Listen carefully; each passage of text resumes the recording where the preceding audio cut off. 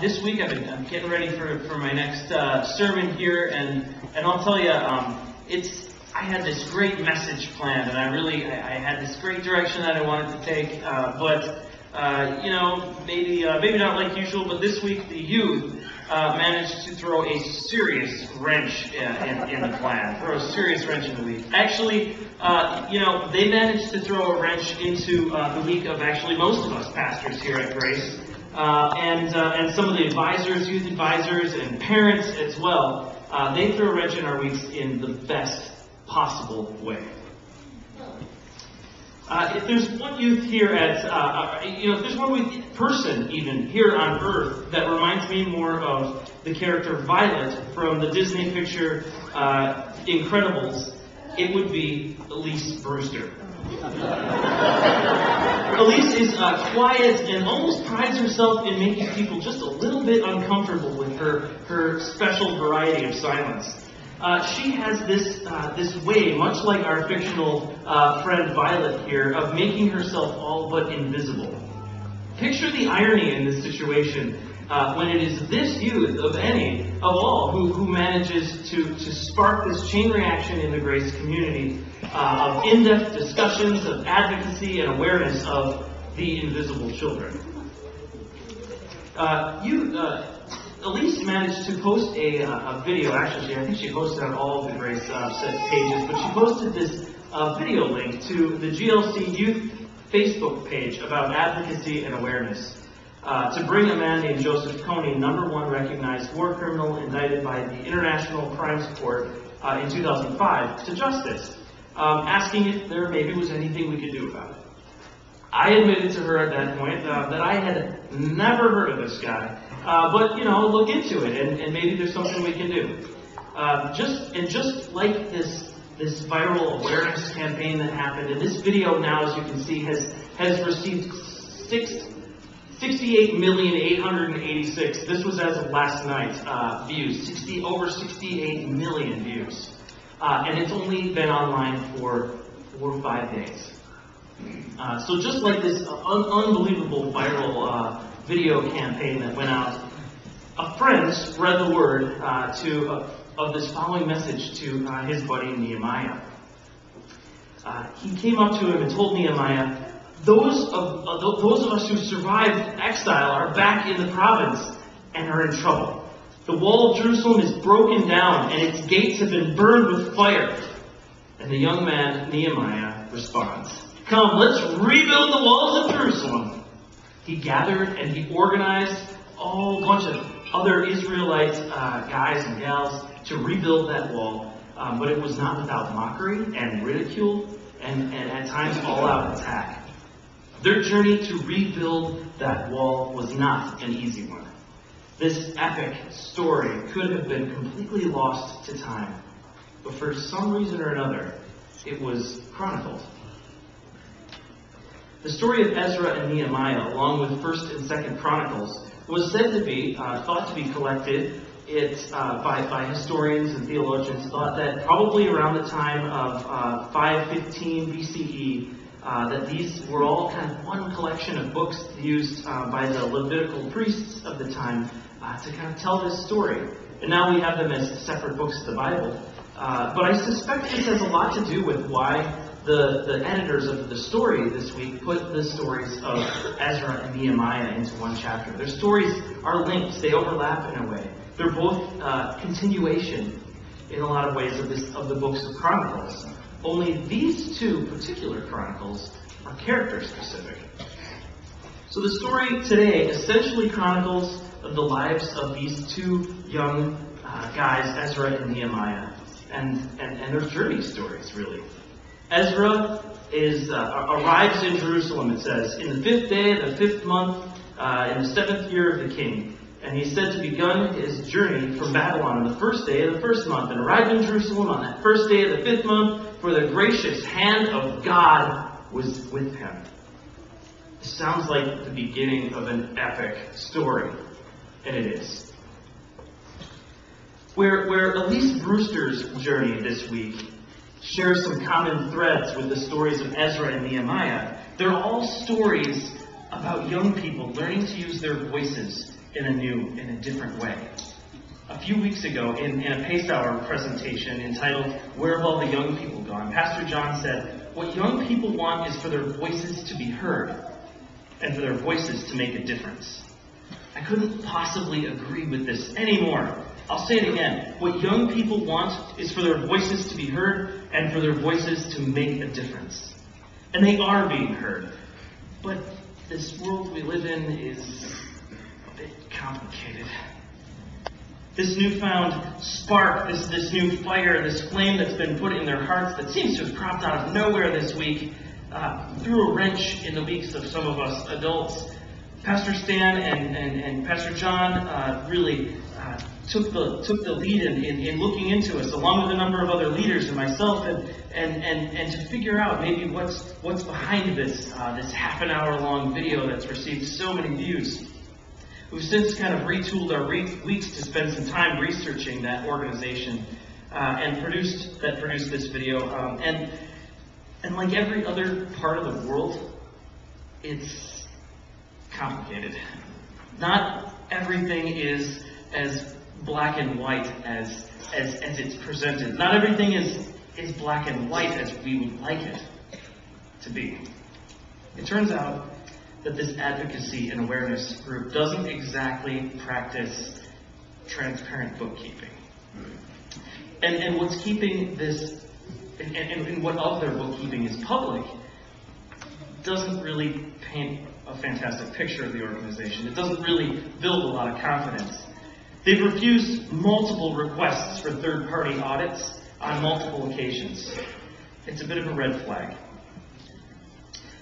Is the cause that they fight for, this awareness around this issue, a legitimate one? Yes, absolutely. There's no question about it, but their proposed method of action, their proposed result, while sounding really great on the surface, is at least mildly eyebrow-raising. Their call to action on April 20th is to cover the night by plastering major cities around the U.S. with election-style awareness kind of posters stating Kony 2012 to raise awareness by making him famous. Type in Kony 2012 into a web browser, and to no one's surprise, the organization's website is the first hit on every web search browser. So this video, which has received over 68,000 views on YouTube, encourages viewers to go to their website, to make a difference. They say it's easy to call and contact your local policymakers, elected officials, and popular culture media guys. So the problem is, it's pretty easy to contact your local politicians, but it's easier still to click that big old link in the corner. Give money here. The shades of gray become a little bit more complex still when we discover that Kony 2012, through the Invisible Children's Foundation, financially supports the military efforts of two major armies in the area. The military efforts of the Ugandan Army and the Sudan People's Liberation Army in order to catch Kony. Here's a picture of the founders of the Invisible Children's Foundation posing with weapons and personnel from the Sudan Liberation People's Army, a country not currently known in the news for its political stability. The even more concerning problem is that both of these military forces have been accused of employing similar methods to that of Kony himself. To be very, very clear, this Kony guy is not a good guy. There's no question about that. There's no political ambiguity there whatsoever. But there are a lot of heavy shades of gray that surround the methods and style of awareness and support that this Invisible Children's Foundation employs to supposedly raise awareness and garner support. I'm in kind of a unique and at times a little odd position here at Grace. To a lot of the folks down here, I probably appear more like this guy. Who is that young guy up there with the iPad preaching away? Who does he think he is? But The youth on retreats and every chance they get like to point out that I might as well be older than the hills. Now, most of the time I do all that I can to, really own and identify with that young guy identity and not really, admit publicly my increasingly sizable gray hair collection. But in this case, I find myself unavoidably needing to step into that old guy role. I need to tell you youth today, just be careful. Not everything you hear on the internet is the whole truth. The truth that we all seek is like the rest of the world. It's complicated. We know that beauty is in the eyes of the beholder. Well, unfortunately, more often than not, so is truth. History is written by those who write the history books. We celebrate, along with the Israelite people, the rebuilding of this wall because it's through their eyes that we hear this story. Of course we would celebrate. It's with them that we have a relationship, that we form this connection. Historical, spiritual, and having these ancestral connections, actually. And to be clear, I'm not telling anyone what to think about this Tony 2012 campaign. Honestly, I don't know entirely what to make of it myself. But I am starting to know that I know enough to be at least a little bit dangerous. All this said, I want to deeply affirm the youth. I want to let them know how important it is that they raise this issue to the attention of so many people in this congregation, young and old. I want you youth to know that your voices are heard and that they make a huge difference. John and Stan and I, along with parents and youth advisors, have been researching this issue and tapping every resource we can think of to get a bigger picture. We discovered that this issue is one that the ELCA has supported for years, has been involved in advocacy and awareness around. Of course, in different ways than the Invisible Children's Foundation does. But the three of us ELCA pastors still had never heard of this guy. And it's because of you that next week we're meeting with a Ugandan pastor that's active in this area to get his perspective on the story. We want to help you raise awareness about this. We want to support your passion, but we want to do it from as informed a perspective as we possibly can. Because, as resident old guys here, it is also our responsibility to worry about you. The story of Ezra and Nehemiah are stories of young people journeying, looking for a cause to get behind, and they find one. Let's build a wall. And other generations have found equally important causes. Let's fight for equal rights. Let's tear down a wall. Let's talk about issues that face young girls today. Thanks, Michaela. Let's make Joseph Kony infamous. I can hear the young people of today and the young people in this story of Nehemiah thinking or saying to themselves, I don't want to hear that I want my voice to make a difference. I know that it makes a difference. I know that I make a difference in the world, so hear me roar. Just maybe, not in the way that people expect or are comfortable with.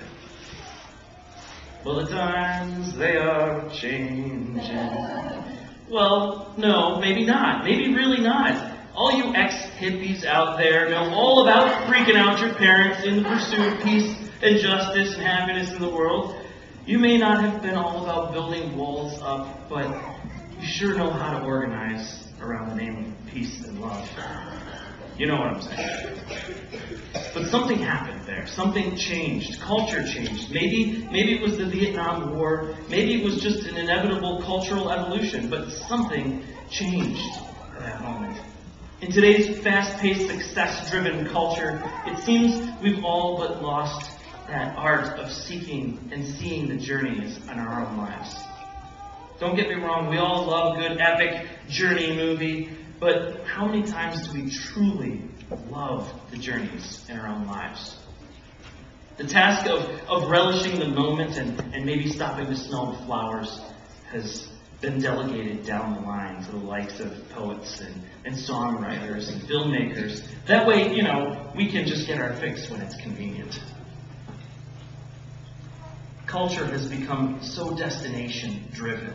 Wait, that's not our culture, though. That's the baby boomers' culture. We young people have our own culture, one that's intimately caught up in the moment, one that live streams, one that video blogs, one that engages in massive multiplayer online journeys, one that tweets, one that updates statuses, just to let everybody know what's going on in their world in real time, right here, right now. The journey has become so important in today's youth culture that even Facebook is evolving to catch up, creating new ways to view a profile called timelines so that it's easier to see and to absorb the whole journey. Take a look at social media and pop culture, and it's clear that young people have become increasingly interested in documenting the journey. Not the way we older people do, taking pictures and making scrapbooks, just so those memories can be dusted off one day, longingly looked back upon. No, young people are documenting the journey for a completely different reason. They're documenting the journey in order to share that experience of the present with as many people as they possibly can right now. It's apparent that today's youth are so vastly intrigued with the journey.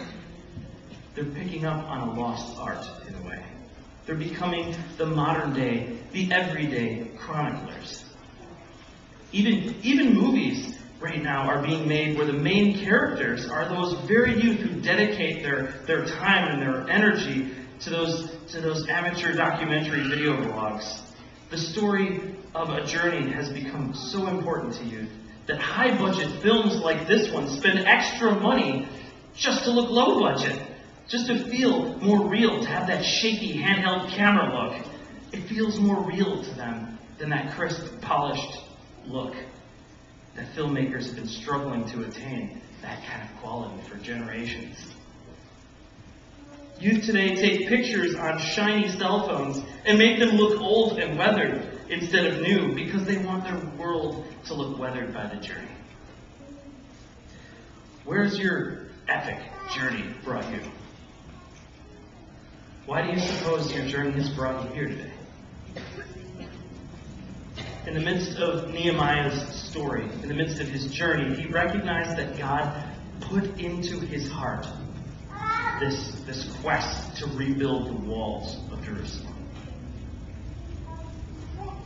There's a common Christian tradition to give something up for Lent.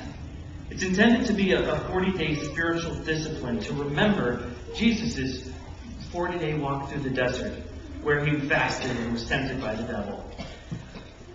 No offense to any of us, but I think we, as Americans, aren't really all that good at giving something up as a spiritual discipline. So I'd like to challenge you today not to give something up, but instead to take something new on.